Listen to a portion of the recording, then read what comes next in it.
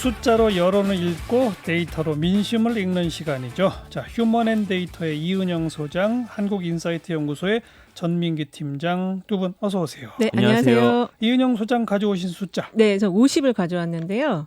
네, 정확히는 49.8%예요.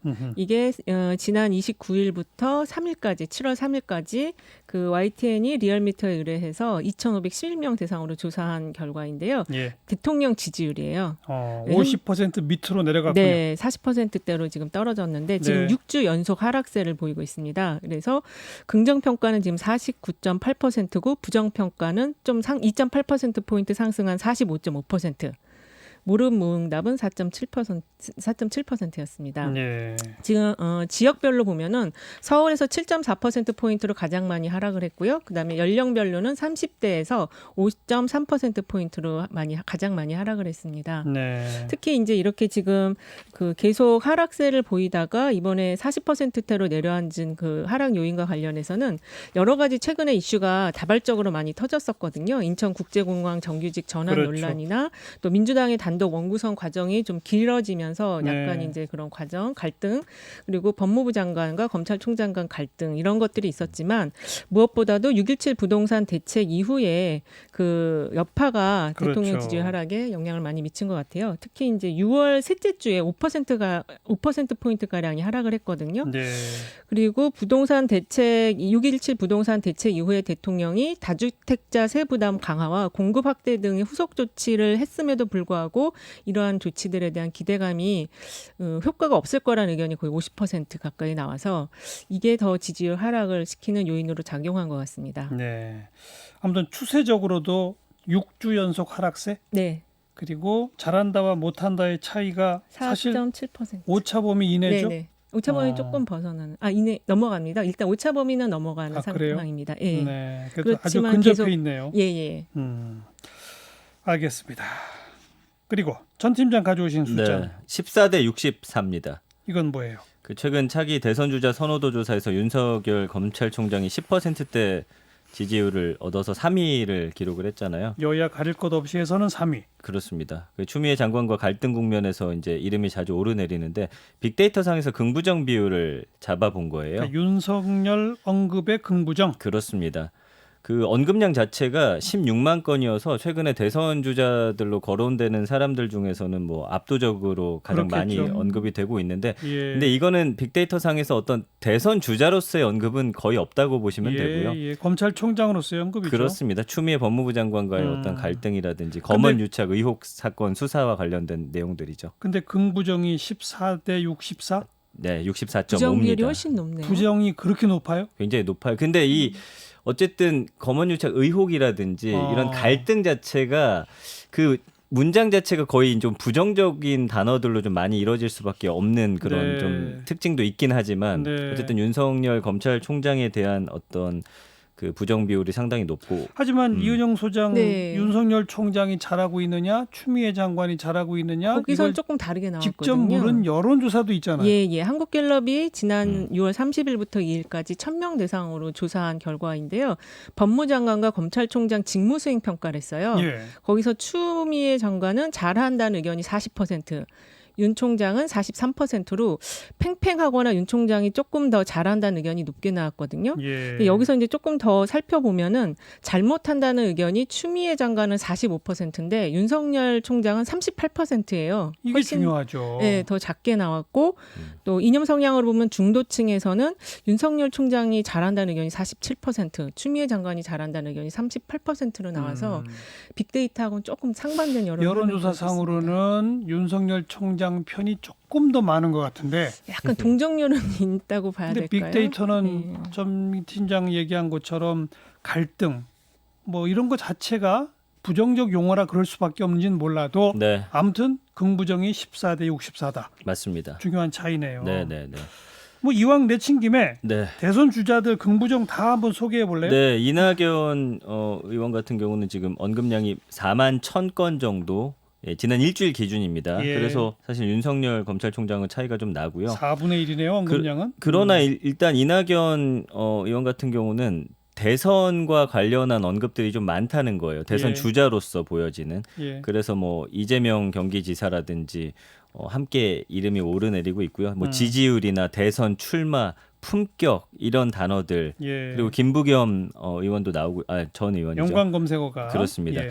긍부정 비율은 32.6 대 41.9여서 긍정이 굉장히 높은 거네요. 그렇습니다. 올해 초 긍부정 비율이 38대 37.7이니까 뭐 조금 살짝 떨어졌는데 떨어졌지만 최근에 했던 그 발언 때문에 이게 부정 비율이 좀 올라간 거예요. 예, 그거 외에는 사실은 뭐 긍정 감성어 같은 경우는 존경하다, 예. 좋아하다, 지지하다 다른 그 의원들하고 다르게 늘 나오는 단어가 이제 품이 있다. 요거를 이제 국민들이 좀 많이 이제 보고 계시고요. 근데 부정단의 고민이란 단어가 자꾸 눈에 띄네요. 예, 그리고 뭐 어렵다, 논란, 못마땅하다 뭐 이런 단어들도 있어서 대선 주자로 거론되고 있지만 대통령까지는 어렵지 않을까라는 의견도 뭐 일부 있긴 있습니다. 그리고 이재명 경기지사 같은 경우는 언급량이 64,800건 정도. 그래서 역시나 대선 주자로서 뭐 윤석열 검찰총장과 함께 거론되니까 1위고요. 그다음에 예. 뭐 대통령, 대선 이런 단어 그 외에는 어떤 정책과 관련된 건데 기본소득이나 코로나 관련해서 사실은 뭔가 어쨌든 명확한 메시지를 내놓고 있기 때문에 네. 여기에 대한 이야기 좀 많이 나오고 긍부정은 있습니다. 어때요? 긍부정이 25.2 대 51이에요. 그래서 긍정은 뭐 잘하고 있다, 지지한다, 빠른 대책 내놔서 좋다. 그러나 부정은 언론 플레이를 좀 잘한다라는 그런 반응들도 있더라고요. 그다음에 네. 뭐 좀 힘들다. 언론 플레이 참 가짜다. 잘하죠. 그런 반응들로서 좀 아무튼 나타나고 있습니다. 언급량은 윤석열 예. 총장이 가장 많지만 그건 대선 때문이 아니라 네, 검찰 법무부 사이의 갈등 때문인 거고 그렇습니다. 긍부정에서 긍정이 제일 높은 거는 이낙연 의원 쪽이고 맞습니다. 김부겸 의원도 거론이 되나요? 언급이 많이 안 돼요. 6,200건 정도. 아주 적군요. 예, 그것도 뭐 아니 됐어요. 그 부정. 예. 그래도 이게 부정 비율이 그래도 좀 낮은 편인 것 같아요. 김부겸은 상대적으로. 예. 근데 6천 건 언급하고 6만 건 언급하고 비교하는 거죠. 그러니까요. 예, 특히 일단 빅데이터에서 국민들은 그렇게 많이 생각 안 하고 있고 일단 그 대선에 대해서 네. 사실은 아직까지는 그렇게 좀 언급이 없죠. 크게 관심들을 안 갖고 맞아요. 계십니다. 언론에선 근데 사실은 조사하고 있지만. 그 여론조사 할 때 네. 대선 후보 군내 누구를까지 포함해서 조사할 건가? 네. 본인이 자기 이름은 빼주세요. 그러면 빼줘야 되는 거예요. 당연히 빼줘야죠. 윤석열 총장도 빼달라고 하지 않았어요? 그런 말 안 하신 것 같은데요. 그래요? 네, 그런 말 안 하신 것 같고 지난번에 유시민 전 장관은 빼달라고 분명하게 얘기했는데 윤석열 총장은 그런 얘기 했다는 얘기는 들어본 적이 없어요. 그래요? 네. 한번 확인해 봅시다. 다시 한번 확인해봐야 될 것 같긴 저는 한데. 당연히 빼달라고 했을 거라고 생각했는데. 근데 이게 윤석열 총장을 넣은 것 자체가 그 의뢰기관에서 보통은 이제 의뢰기관이 요청하면 넣어야 되거든요. 예, 예. 근데 이제 다른 데서는 잘 요청한 적이 없는데 한 기관에서 요청을 해서 그때 그래서 이게 10.1%인가 그때 처음으로 들어갔던 것 같아요. 예. 그러니까 어떤 이제 특정한 이슈나 이런 게 있을 때 그 의뢰기관에서 이 사람을 좀 한번 넣어달라 그런 경우는 종종 있어요. 지금 기사를 딱 찾아봐도 지난 2월달 기사에서 네. 나는 대선 그 여론조사 후보에서 빼달라라고 요청했다. 윤석열 총장 측에서 이런 예. 기사가 이미 있거든요. 그 측에서 했기 때문에 본인이 강력하게 하지 않으면은 측이냐 본인이냐도 네. 그렇게 중요해요. 중요하죠. 예. 요번에 그 3등으로 일약 뛰어오르고 보수 진영에서는 1등으로 뛰어오른 이후에 네. 측도 그렇고 네. 본인도 그렇고 빼달라는 얘기는 아직 기사가 아직 나온 없어. 게 없습니다. 예. 그 대목도 잘 봐야 될 네네. 대목이로군요. 그러네요. 예. 예. 앞으로 그 기사도 잘 봅시다. 예. 측이냐 본인이냐. 자, 그다음 또 전 팀장 가져온 숫자는 1이라는 숫자를 가져와 봤습니다. 무슨 뜻이에요? 요즘 그 집 한 채가 사실 많은 사람 울게 웃게 하고 뭐 집. 그렇습니다. 네. 특히 뭐 화나게 하고 있다라고 해서 숫자 1, 집 한 채라는 의미로 좀 이 숫자를 골라봤습니다. 예. 근데 이제 1가구 1주택 서약 이후에 그 다주택 의원들이 좀 많다라는 기사에 많은 분들이 좀 댓글 달고 있고요. 예. 특히나 이제 국회의원 다주택자 현황이 오늘 또 드러나면서 발표되고 맞습니다. 그랬죠. 예. 여기에 대한 이야기들 상당히 많이 나오고 있어요. 근데 그 지금 보니까 금융감독원 자료 보니까 네. 그 최근 2년간 시중은행 주택담보대출 신규 취급액이 총 288조인데 그 중에 30대 신규 취급액이 103조에 달한다고 합니다. 그래서 전체 연령대 중에서 30대가 제일 많이 지금 빚을 내서 집을 사고 있는 것으로 드러났거든요. 예. 그러니까 대학 졸업하고 취업하자마자 결국에는 이렇게 빚내가지고 집 사고 평생 이걸 갚는 형태의 어떤 부채를 떠안고 가는 좀 그 그런 요새 젊은 형태네요. 사람들한테는 불인이가 되지 말자 이런 얘기가 있대요. 그러니까 불인이가 부동산 어린이라고 그래가지고 그렇죠. 네. 부동산을 열심히 공부하자 이런 흐름이 또 있다고 하더라고요. 네. 네. 그러니까 30대가 최근에 자꾸 집값이 뛰는 걸 보면서 네. 빚을 왕창 내서라도 지금 안 빨리 사야 샀다가는 된다. 예. 내 평생 못 사겠구나라고 그렇죠. 하는 인식이 퍼지고 있다. 퍼지고 있는 거죠. 그렇죠. 예. 근데 이제 그런 심리가 약간은 그 패닉 바잉이라고 해가지고 좀 공포에 기인한 사재기라고 지금 분석이 되고 있는데 패닉 바잉이라는 단어도 있어요. 예. 그렇죠. 그러니까 집을 빨리 사야 된다. 예. 왜냐하면 지금까지 떨어지는 걸 본 적이 없고 예. 지금도 계속 오르니 지금 예. 사야지만이 그렇군요. 집을 살 수 있고 서울 밖으로 밀려나지 않을 거라는 그런 어떻게 보면 약간은 막연한 두려움일 수 있죠. 사실 예, 3, 그래서 4년 30대가 전에 뛰어들고 비하면은 있습니다. 예, 서울하고 수도권 집값이 엄청 올랐으니까요. 그러니까요. 예. 더군다나 이제 코로나 이후에 이제 현물 자산이 안전하다는 생각을 많이 하는 것 같아요. 젊은 네. 세대들이. 그래서 네. 구체적으로 그 금년 들어서 아파트 서울 지역에 네. 네. 그 매매 건수, 구매 건수의 뭐 연령별 분포 이런 자료가 있나요? 예, 있죠. 그 감정원이 30일 발표한 자료를 보니까 올해 1월에서 5월 30대 서울 아파트 구매 건수가 11,414건입니다. 전체 건수의 30.7% 차지했고요. 전체의 30%. 네, 40대가 27.3%니까 어. 40대보다도 많아요. 3% 이상 높은 수치고. 지난해 보면 30대가 28.8%였고 그때 당시 2위가 40대였는데 28.7% 0.1% 차이였거든요. 예. 격차가 더 벌어지고 있죠. 예. 특히 지난 6.17 대책 이후에 서울 집값이 더 약간 오르는 그런 조짐을 보이면서 30대들이 좀 더 조급해지면서 최근에도 네. 또 아파트 매매를 하는 것으로 이렇게 그러니까 보여집니다. 지금 이 30대 세대 특성을 좀 볼 필요가 있는데요. 네. 그 예전에는 3포 세대라고 그래갖고 연애, 결혼, 출산 안 하는 세대 3포 세대라고 있었는데 지금 30대는 그걸 뛰어넘어서 내 집 마련, 취업, 인간관계 이런 것까지 다 포기한 M포 세대라고 불렸던 적이 있거든요. 그래서 이 30대가 그런 여러 가지 그 현실에서 몸부림을 쳐서 열심히 살아보려고 하지만 현실은 계속 제자리에 있다는 인식을 하는 그런 세대인 거예요. 근데 이번에 그 자료 금감이나 이 집값 그 자료를 보니까 30대 안에서도 이 몸부림을 쳐도 제자리인 세대가 있고 이렇게 집을 또 구매할 그렇죠. 여력이 있는 30대의 네. 최상층이죠. 그런 것 같습니다. 그래서 양극화가 또 그렇죠. 30대 안에서도 맞아요. 일어나고 있는 네. 것 같습니다. 30대 내부의 양극화를 보여주면서 네. 작년부터의 통계를 보니까 어쨌든 집을 사는 주축은 30, 40대인 건 맞는데 네. 30대 쪽으로 조금 더 당겨지고 있다. 그렇습니다. 그 말이로군요. 네네네.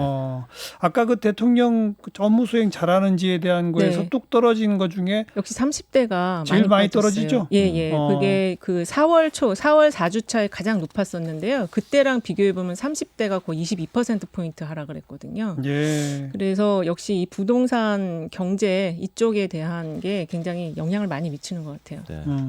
사실 30대가 대통령 지지율이 제일 높았거든요. 60, 그동안에는 그랬죠. 예, 60대 중반 정도로 거의 대통령 지지율 견인차라고 하는 세대였는데 상당히 많이 빠졌습니다. 그렇지만 40% 중반대여서 높긴 높아요. 또 다른 세대에 비해서. 네.